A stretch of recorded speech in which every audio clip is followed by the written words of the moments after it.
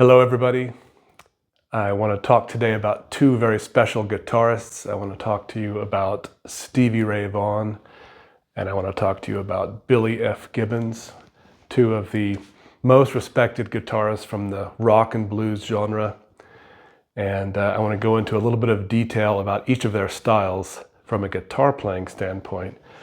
And I even want to go so far as to declare which one of them I think is the better guitarist. And that's going to be a little bit controversial, I know. So you might wonder why I'm choosing those two. I mean, if you're going to talk about great guitarists, there's no shortage of great guitarists to talk about naturally. And Stevie Ray Vaughan is definitely one who's often described as being one of the greatest guitarists of all time. And I want to get into the whole discussion about who's the greatest guitarist of all time. That's a little bit too personal, a little bit too subjective. We can agree that Stevie Ray Vaughan was one of the great guitarists, at least from the Texas blues genre or subgenre. And I also want to talk about Billy F. Gibbons. And Billy Gibbons from ZZ Top is well respected within the guitar community, especially for people who like blues and southern rock and so on. And some people have said he's one of the best of all time. I want to kind of unpick that just a little bit. And I want to tell you about why Billy Gibbons is one of my favorite guitarists. Stevie Ray Vaughan as well, and some of the differences between them. So I want to compare them. First, let me just say a little bit about those two guys and why I picked those two guys for this comparison versus Stevie Ray Vaughan and another one, or Billy F. Gibbons and another one. Personally, I mean, I'm an amateur guitarist, but I would say Stevie Ray Vaughan and Billy Gibbons have been my two greatest inspirations, if not influences, and a disproportionate number of sort of songs that I play myself are from one of those two groups, one of those two bands, Stevie Ray Vaughan, Double Trouble, and ZZ Top, and I'll explain a little bit why.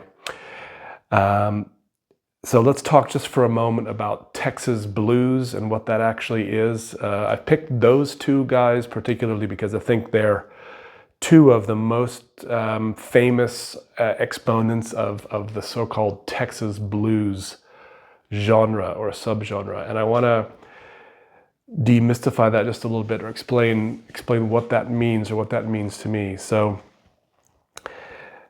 I'm not sure. I come from Texas, by the way, full disclaimer, so I'm a little bit biased and I love the style, but at the same time I have to be honest and say I don't really know that Texas blues exists per se as its own thing. I think a lot of people when they say Texas blues, they might mean Stevie Ray Vaughan, or they might think of Stevie Ray Vaughan's sound when they think of Texas blues. There are other blues players from Texas. There's no shortage of blues players from Texas. Johnny Winter and T-Bone Hopkins, and the list goes on and on. There's lots of blues players from Texas, and there's lots of blues players from other places. And Stevie Ray Vaughan is a great blues guitarist who happened to be from Texas, and Billy Gibbons is also a great musician guitarist who also happens to be from Texas. But what those two guys have in common that perhaps a lot of others don't have in common is they're both very much associated with Texas and some kind of a Texas sound. Now, my observation is that Stevie Ray Vaughan himself, I've never seen him claim Texas blues as what he did or what his style is. I've heard interviewers ask him what it means to be a Texas blues guitarist, or what is Texas blues, and he always answers kind of vague, like Texas blues, it's all about the feeling or something. He doesn't really say what it is about the structure of music or chords or rhythm that makes it Texas blues. So I'm not really convinced that there's such a thing as Texas blues, other than to say that Stevie Ray Vaughan is the best example of a sound that a lot of people like to call Texas blues. There are other blues guitarists who have a similar sound. So that's the one thing. Now, ZZ Top is a little bit different. ZZ Top is they're somewhere between blues and rock, I would say. They've sort of had a foot in the blues area. They're very rocky. They're more rocky than Stevie Ray Vaughan, I would say, and they have some certain elements of them that cause them to be associated with southern rock, you know, Lynyrd Skynyrd and all of that. What I can say is that contrary to Stevie Ray Vaughan, ZZ Top has always claimed to be a Texas band. They had worldwide Texas tour back in the 70s. They've always called themselves and been called that little old band from Texas. So they've really claimed the Texas identity, which I think Stevie Ray Vaughan didn't quite do so consciously. But I wouldn't say that ZZ Top represent something called Texas blues. I wouldn't say that. I think ZZ Top is their own genre. By the way, very important that I say this up front. When I say ZZ Top in this video and in my life, I'm always referring to ZZ Top's first 7 albums. That is to say, the pre-Eliminator period. I think any of us who know ZZ Top know that there was a huge change in the MTV era between the pre-MTV ZZ Top and then the post-Eliminator ZZ Top. I think Eliminator came out in 1983 and ZZ Top started in 1971. And I am absolutely in love with the pre-Eliminator ZZ Top. I think they're very little known. I think the vast majority of the people on the planet, when they think of ZZ Top, they only think of Eliminator. Really nothing Eliminator and Afterburner, because nobody ever listened to whatever came after that. And most of those people are too young or never heard the pre-Eliminator ZZ Top. But the pre-Eliminator ZZ Top is some of the best music ever, in my opinion. And it's so interesting because if you like blues and that style, it's so interesting because it's so different from what came after, which is quite bad, in my opinion. So anyway, when I say ZZ Top for the rest, and Billy Gibbons for the rest of this video, I'm specifically referring to the pre-Eliminator ZZ Top, all right? Now, Stevie Ray Vaughan and ZZ Top existed they had overlapping careers. Stevie Ray Vaughan is only 5 years younger than Billy Gibbons, which is interesting to me. I think of him as much younger, but that's because he died very young and Billy Gibbons is still alive. And they both had their sort of peak of commercial success sort of at the same time. I mean, considering that ZZ Top really made it big internationally with Eliminator, and that was sort of mid-80s. And that's about the same time that Stevie Ray Vaughan released Texas Flood and became popular. But both had careers in the 70s. ZZ Top's career in the 70s was sort of more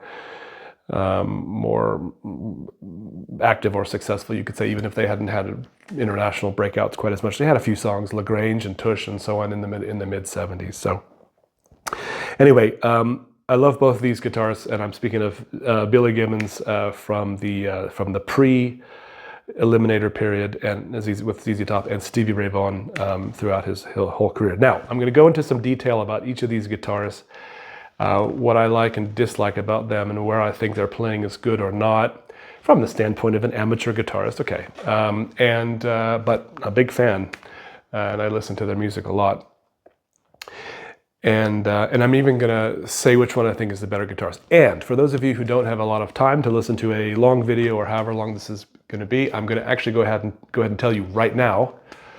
I'm going to go ahead and spoil my own video, and I'm going to tell you who I think the best guitarist is out of those two, and then go into the details of why. So after I say it, just in a moment, if you're not interested in understanding why, or you disagree with what I've said, you can leave. You're free to leave. So here we go. The best guitarist between ZZ Top, Billy Gibbons, and Stevie Ray Vaughan, well, I'm going to disappoint you and I'm going to split the prize. But what I'm going to say is pretty controversial. So I'm going to say that Stevie Ray Vaughan is the better guitar player, and especially the better live guitar player. And I'm going to say that Billy Gibbons is the better guitar arranger, guitar writer, and the better guitar songwriter. All right, so that might surprise some of you, and I'm going to go into that as we go now into some more detail of why I think that. Another ironic thing is Stevie Ray Vaughan is a guitarist that I admire personally, coming from Texas and loving that style. He's probably the guitarist from a playing standpoint that I like the most in the world. And he has a song called Rude Mood off of Texas Flood. Rude Mood and Hideaway were played by him live together at Montreux Jazz Festival in 1982 with a cigarette hanging out of his mouth.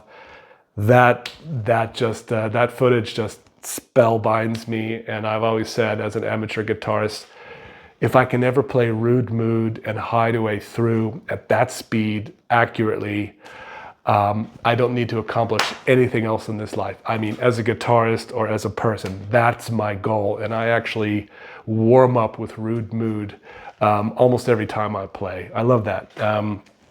It's also great because if you don't sing or if you're playing by yourself, then it's something that you can play that doesn't have boring rhythm parts between the choruses.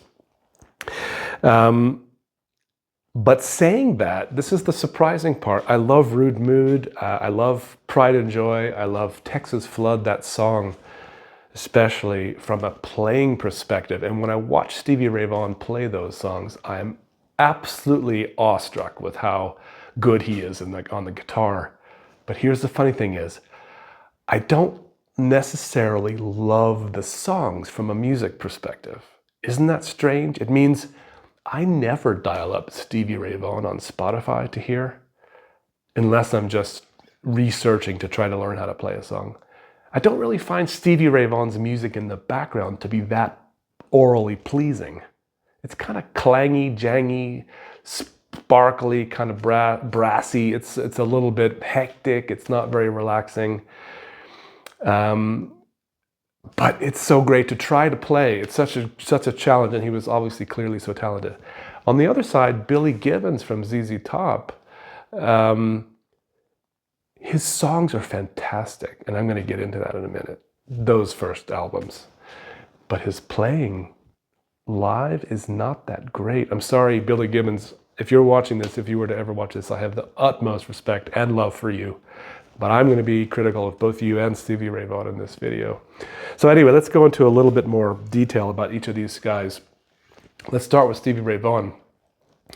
So Stevie Ray Vaughan and Double Trouble, but you say Stevie Ray Vaughan, it's just enough, is to me, I mean, there's lots of great blues guitarists, as I said, Johnny Winter and JOE Bonamassa, and the list goes on and on.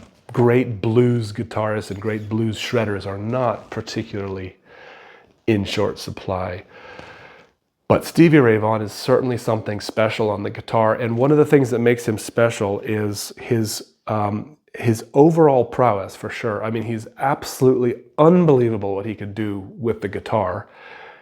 But so are Joe Bonamassa and Johnny Winter and others. There are lots of great guitarists, again, but there's something about Stevie Ray Vaughan and the way he plays. He's both technically very, very proficient, but at the same time, in my opinion, has more feeling in the playing, more organic kind of feeling in the playing than some of those other guys. Some of those other guys, Joe Bonamassa, for example, I'm in awe of him and his ability, but his playing is less sincere than Stevie Ray Vaughan, I guess I might want to say. And then you talk about other guitarists in the past that aren't necessarily in the blues area, Eric Johnson or Joe Satriani or Eddie Van Halen, and all of them are flawless and great, but sometimes too flawless. Not Eddie Van Halen, he's really, really great, I love him. But anyway, some of those others are too surgical almost. And Stevie Ray Vaughan has this way of just absolutely melting himself into the guitar and just playing perfectly. I've watched almost every live video there is of both guys, of both ZZ Top in that 1970s to early 80s period. I've watched, I believe, literally every footage there is in YouTube of ZZ Top from that period. And I believe I've seen every piece of footage of Stevie Ray Vaughan that's on YouTube. I mean, that's a lot of hours of footage. And I don't know that I've ever seen Stevie Ray Vaughan make a mistake. I mean, he absolutely just melts himself. He becomes absolutely one with the guitar. And it's just amazing. It's just amazing. And I'm just spellbound. And again, not because I'm necessarily loving the music, but just because I see him as a guitarist and I just want to be him. I just want to be able to play like that. So he plays live fantastically. And I would say Stevie Ray Vaughan plays live as well or better than he plays on the recording. And I would say most musicians play a little bit the recording sounds a little bit better than they are when they're playing live. Not so with Stevie Ray Vaughan. I think his live playing is at least as good as his recordings. And he never makes a mistake. I mean, he's just going like lightning up and down the fretboard. That's the good thing about Stevie Ray Vaughan. The bad about Stevie Ray Vaughan, I would say, is he's a kind of a one-trick pony even if that one trick is a very, very good trick. A lot of his songs are quite samey and repetitive, I find. You think of Pride and Joy and I'm Crying from Texas Flood album, almost identical songs on the same album. He plays a lot of covers. He plays a lot of blues covers from the blues greats from the 1960s. Nothing wrong with that, right? I love those songs and I love those covers. Hideaway, for example. I think that's Freddie King, right? So he plays loads of covers. Couple covers from, he plays some Jimi Hendrix. He plays, yeah. Anyway, he plays a fair number of covers, I would say, and he also plays. He really loves the key of E, so a lot of his songs are Stevie Wonder. That's who I wanted to say. Superstition. He also plays. He sort of favors the key of E, boogies in the key of E, and I love a boogie in the key of E as much as the next guy, but there's an awful lot of those boogies in the key of E. Scuttle Button, Pride and Joy. I'm Crying, like I said. Anyway, lots of songs like that. He goes to the key of G a bit and the key of A, but he's pretty limited in his keys, if I do say so, and his rhythms. So that does have the overall effect. Love Struck Baby, I think, is also an E, is it not? And I think that has the effect of making his music just ever so can be a little bit monotonous, I guess you'd say. So I like to listen to Stevie Ray in smaller doses. And the other thing is he's always playing super fast. Even Stevie Ray Vaughan says himself, he said in one particular interview that I saw recently, he said he doesn't leave much space. So he's filling every single moment with 30-second notes and 64th notes and 8th notes, and he's just playing. There are no pauses or rests in his songs. And it's that relentless sort of boogie and sort of seventh chords and so on. So great, but it can be a little bit exhausting actually to listen to, I would say. Now there are exceptions. The song Lenny is great. Tin Pan Alley. There are certainly. I'm drawing generalizations, but of the most. When you look at if you go to Spotify and look at the best of Stevie Ray Vaughan, these are the songs I'm kind of referring to, the ones that most people know. Now Stevie Ray Vaughan is great for mixing, and this is one of the things that makes him really great to try to play as an amateur or as a professional, I suppose. He's great at mixing rhythm and lead parts in the same, mixing them all up, so you can play and have fun playing both rhythm and lead. You know, if you play a lot of other guitar, sort of bass rock music, and you're practicing, you kind of have to choose: are you playing the lead riff or are you playing the rhythm? But you kind of can't do both. With Stevie Ray Vaughan, it's a three-piece power trio. He was playing both rhythm and lead, and he was doing it with one guitar. So, you know, it's sort of that blues 12-bar thing with chords really fast, and then some licks, and then more chords. So it's really fun to play. At the same time, I suppose he could use more pauses or breaks. I mean, David Gilmour from Pink Floyd, somebody once said he's the master of using silence as a note. So David Gilmour knows how to pause between notes for great effect and kind of build sort of tension, and that's not in Stevie Ray Vaughan's repertoire, really. So anyway, that's Stevie Ray Vaughan. Summarized again, he's between him and Billy Gibbons, he's by far the better live player, by far the better guitar playing. His prowess is unbelievable. He's probably more technically proficient, and he's just seems more skilled in actually playing the guitar, at least in a live context, but with the big caveat that it's quite samey in terms of style. Okay? Stevie Ray Vaughan, amazing guitarist to play, just awe-inspired by him. Music, it's okay. It's a little bit derivative, I guess you could say, in many cases. All right, and his songs that he does write himself they're okay, but I wouldn't call them profound in any sense. All right, let's switch to Billy Gibbons and ZZ Top. So I like to talk about Billy Gibbons, and I might do a whole other video on ZZ Top because I think it's worth doing. And ZZ Top is an underappreciated band in my opinion. As I said, the vast majority of people on the planet who've heard of ZZ Top know Sharp Dressed Man and Legs and Got Me Under Pressure and maybe one or two songs from Afterburner, and that's it. People from an older generation like me will also know Tush and LaGrange and Waiting for the Bus and those great songs, but not outside of the US that much, and fading away as older people die off and stuff, and younger people aren't into that sort of thing. But my own opinion is that that's really sublime music, that early ZZ Top, and let me kind of go into that just a little bit. And first I'll get the bad thing about Billy Gibbons out of the way, and I'm sorry, Billy, if you're watching this, but like I said, I've watched every single video that I believe exists of ZZ Top from the 1971 to up to the Eliminator period, and many after that too. Unfortunately, his live playing is not very impressive, I have to say. He makes a lot of mistakes, he flubs notes, sometimes his guitar is a little out of tune. The thing that annoys me the most about his live playing is he often simplifies solos. And by the way, I've seen him twice in concert. So once within the last 10 years, I saw him in about 2015, I think, and then I saw him way back in 1989 or something. Both concerts, obviously, in the post-Eliminator era. But he tends to simplify his solos a lot when he's playing live.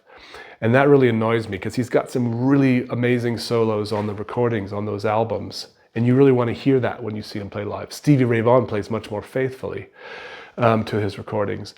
And Billy Gibbons will make shortcuts. And one thing he'll do is, like, if a solo has a certain phrase or a certain classic sound or riff or chord in it, or a band or something, sometimes when his way of simplifying the solo is to just play that over and over throughout the solo bars. Me, me, me, me, me, me, me, me, me, whatever, instead of doing the rest of the solo as you hear it on the recording. And that's super unsatisfying if you're watching him and if you know the songs. I don't know if you're like me. If I see somebody live, I want to hear them play it like the recording. That's probably not what the performers want to hear because they get bored, and I understand that. But Billy Gibbons is a sloppy live player. I'm sorry. Again, I've watched every single video, and he's flubbing things, he's simplifying things. His guitar is sort of overly distorted in many cases, and he's jumping around a lot on stage back then, which is fine for entertainment, but it's to the detriment of his playing, I think. So if you were to only know Billy Gibbons as a live performer, you would say, yeah, I don't think he's that great. Hold on, Billy. I love you. I'm coming back to it. But here's where everything changes. Billy Gibbons is an amazing guitar part writer. And when you listen to those first albums, those first 7 albums, it's amazing, those guitar parts. They were also a power trio, and they sound less full live than Stevie Ray Vaughan and Double Trouble. That's because Stevie Ray Vaughan is just constantly playing chords and leads. Whereas the solos and so on and the other riffs in the ZZ Top songs tend to be slower, more quarter notes, half notes, whole notes. And it's maybe a little harder to maintain that full wall of sound as a power trio in that sort of situation. And maybe that's probably why Billy simplifies his solos. And I know, for example, in Tube Snake Boogie, I've seen lots of times, there's a sort of riff at the beginning of Tube Snake Boogie, da da da da da da da da da da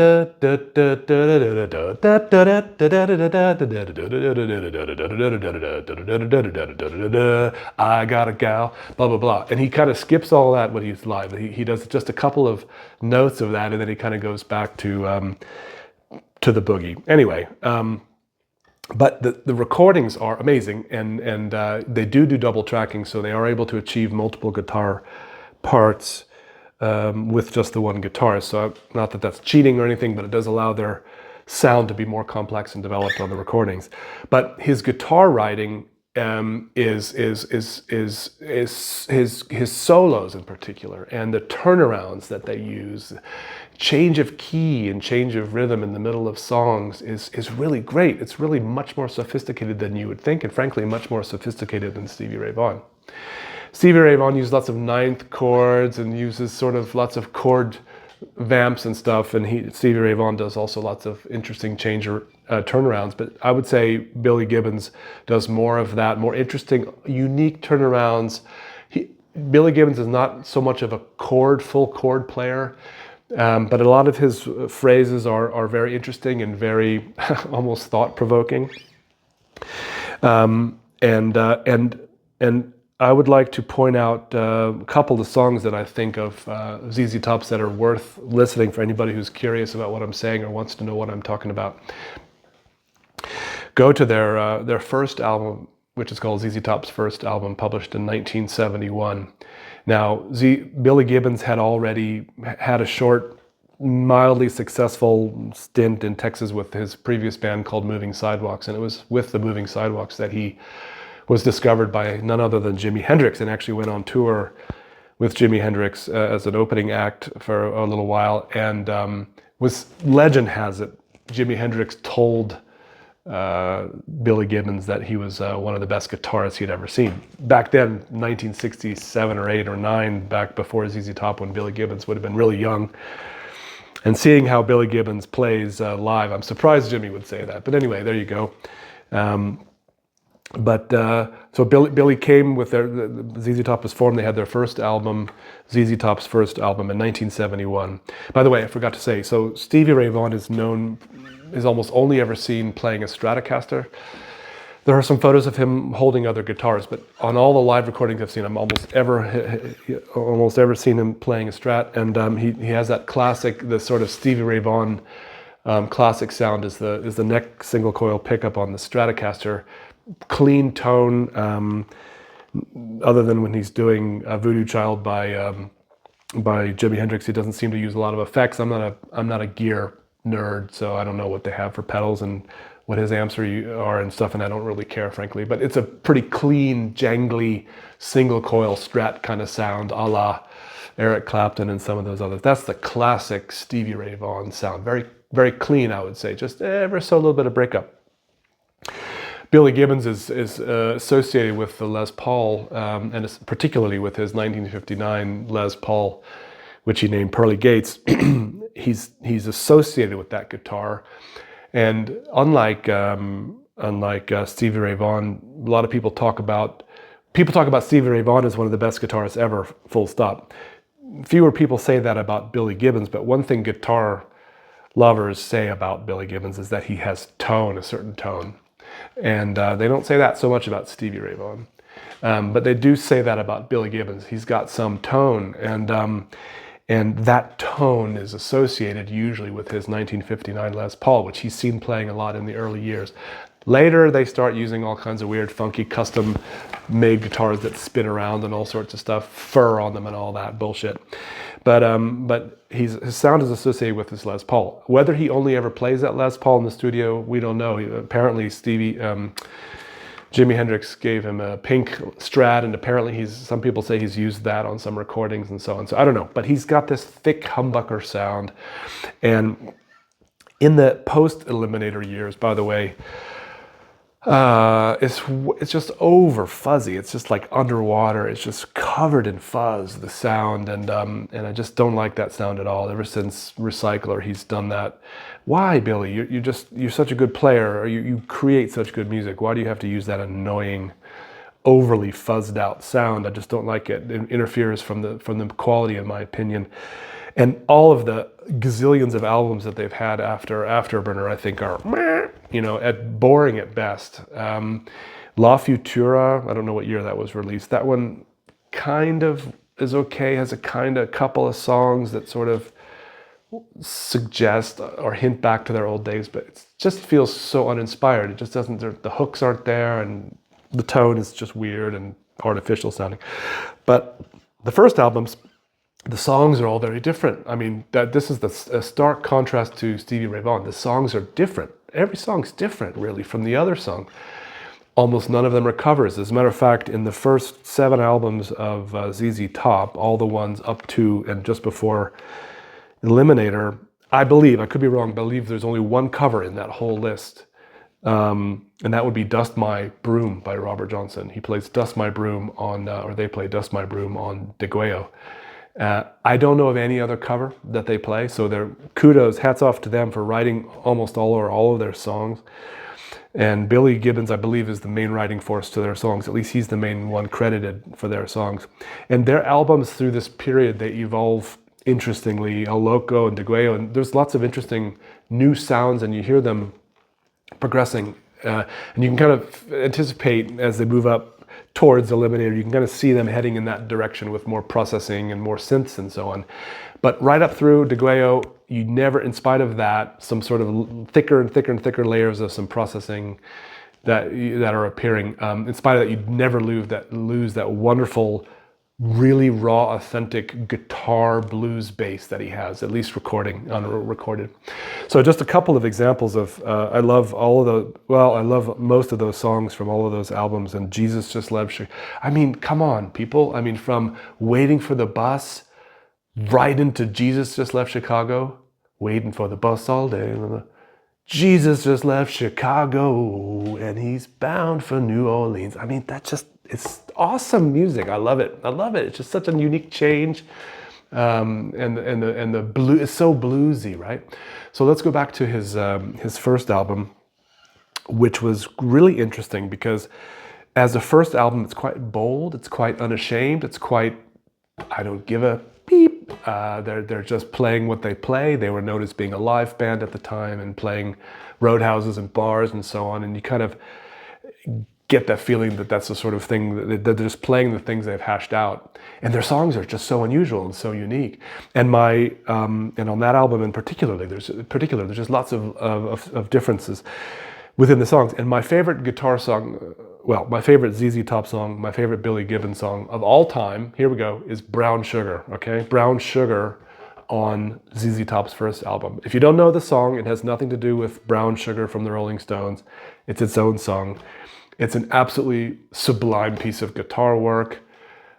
Wonderful. Go listen to Brown Sugar. It's like the third track on ZZ Top's first album. And it starts as a slow, very intense, thick blues. My friends all told me, man, there's something going to change my life. And then suddenly it breaks into this sort of fast-paced dun dun dun dun dun dun dun dun dun. And it goes through a metamorphosis. It's just a totally different song, and the guitar work is fantastic. The intro there, thick intro, in the key of E down in the open position, and then the fast sort of boogie after that, and then coming back. One of the most interesting ZZ Top songs, I would say, that everybody should definitely go check out if you are curious about what I'm saying, or if you like ZZ Top or want to know more about ZZ Top. Once again, go to their first album and look at the song and listen to the song Neighbor, Neighbor. Now that song is just great. You can't imagine anybody else writing that song. You couldn't imagine any other blues guy or gal making that song. There's just something about it. Neighbor, neighbor, why you messing in my life? And then it comes to this, it's just this sort of almost dirge at first. Neighbor, neighbor, you've been talking to my wife. And then it goes to this breakdown, and I just love this breakdown so much. I was walking down a dusty road when along came a neighbor of mine. Saw me walking with my head on down, just had to stop to pass the time. Neighbor, neighbor, neighbor, floating in a salty brine. I was walking down a dusty road when along came a neighbor of mine. He saw me walking with my head on down, just had to stop to pass the time. Oh, neighbor, neighbor, neighbor, I'm floating in a salty brine. It's flippin' poetry. It's just so wonderful. It's just so bluesy, so authentic. Floating in a salty brine. Who says that? Who else would say that? It's just such a wonderful song. And then another one is called Squank off of the same album. Go listen to Squank. Now, Squank is not necessarily the most lovable song, but it's one of the first songs I can think of, or the first song I can think of, and especially by a blues guy or a Texas Southern rocker blues guy about the environment.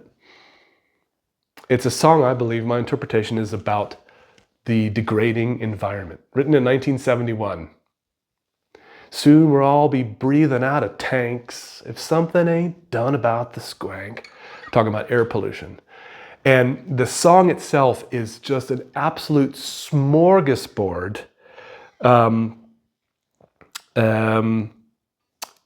There's just kind of a guitar riff going through the whole song, and it's a smorgasbord of harmonics, sort of like Eddie Van Halen style harmonics throughout the whole thing, just squeaky harmonics. It's just constant harmonics, and it's just amazing.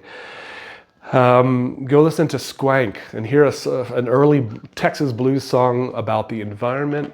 When else do you hear that? I think Lynyrd Skynyrd had a couple of songs where they mentioned concrete creeping in around or something like that. But this is a song about air pollution by a Texas blues power trio in 1971. Absolutely full of harmonics, just going. And so I think those are some of the great songs that I would recommend people check out from ZZ Top, above and beyond the classics, the famous ones. Those two, those ones, Squank, Neighbor Neighbor, Brown Sugar, all three of them from the first album. You're never going to find them on any Spotify playlist. You got to seek those out. And I just think Billy Gibbons, I thank him and think that he is just one of the best at writing guitar music back in those days. Love it to pieces. And you go on through the albums, and the songs just continue to be interesting and different from he uses all kinds of different keys. Billy Gibbons, E, A, C, B. I mean, he's G. He's using all the different keys. So he's and he doesn't tune his guitar down that much and stuff like that. So he's really versatile guitarist on the recording, and a lot of that doesn't come across live, I would say.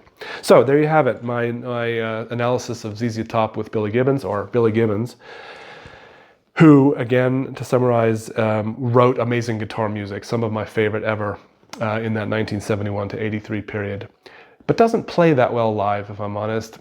And Stevie Ray Vaughan, who plays unbelievably at all times and is just an absolute god, but whose songs to me are a little bit boring sometimes, but which nevertheless, as an amateur guitarist, I like to try to play as much as anything else.